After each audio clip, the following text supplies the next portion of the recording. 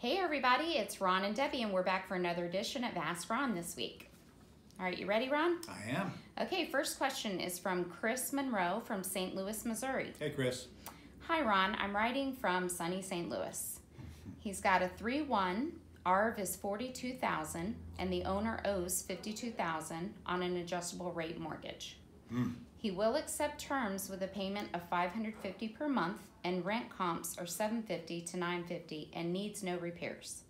Should I acquire this house by lease purchase or put the house in my land trust name, even though this loan is adjustable and may go up in the future? The owner will accept a lower purchase price in this scenario. How would you go about this one? Chris, I don't think you wrote that question right. From what I just heard, the ARV is only 42 and he owes 52. So first of all, what terms are we talking about?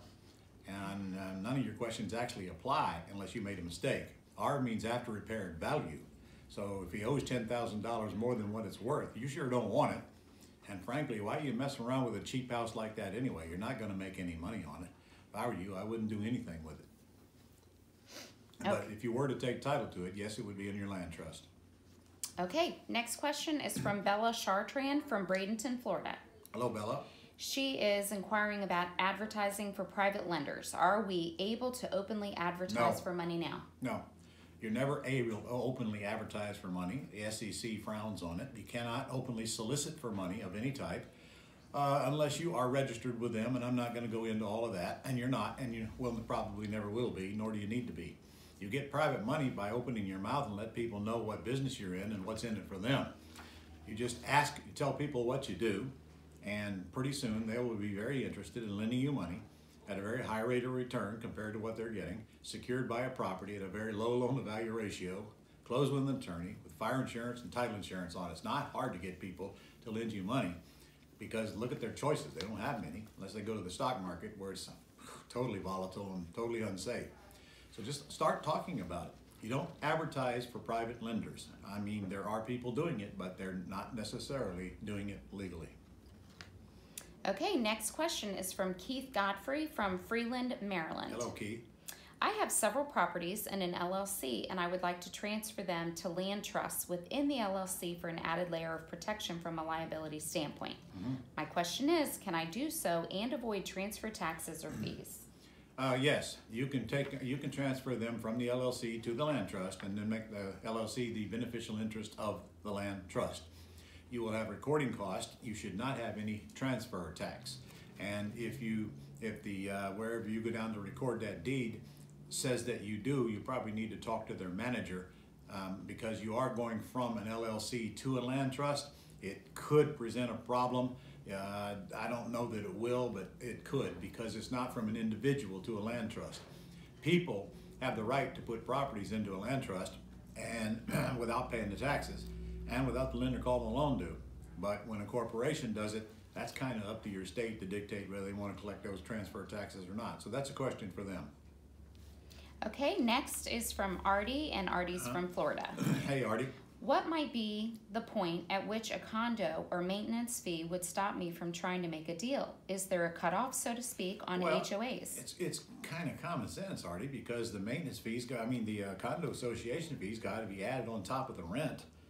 And if that's unconscionable and that makes it difficult for people to want to pay it, then as far as I'm concerned, it's out, we're done. And when I put a tenant buyer in a condo, I do add the fee on top of the rent. And the only other choice is if you take it out of the rent, and that's not probably a choice you're going to like because there won't be anything left, may not even be enough to cover the underlying debt. So it's just common sense. If the market will pay more than the rent and the association fee combined, it's probably a go.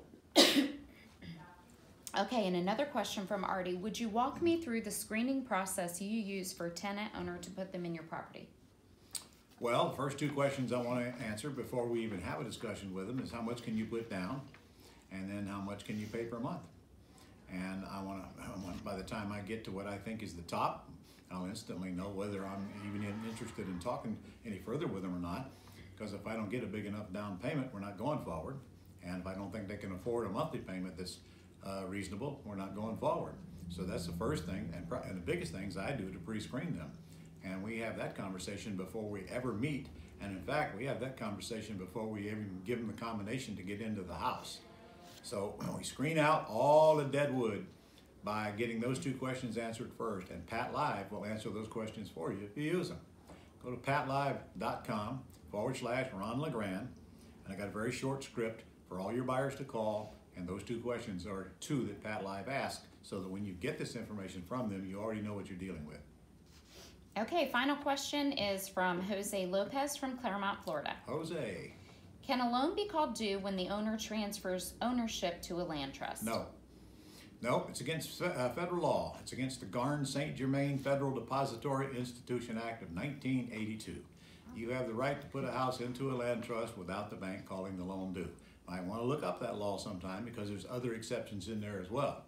In fact, that same law is the one that gave teeth to the due on sale clause, but the exclusions are there as well, and that's one of them. Another one is you can transfer your property inter-family and they can't call the loan due. Or if you have a second mortgage on it and you have to foreclose on it, they cannot call the loan due.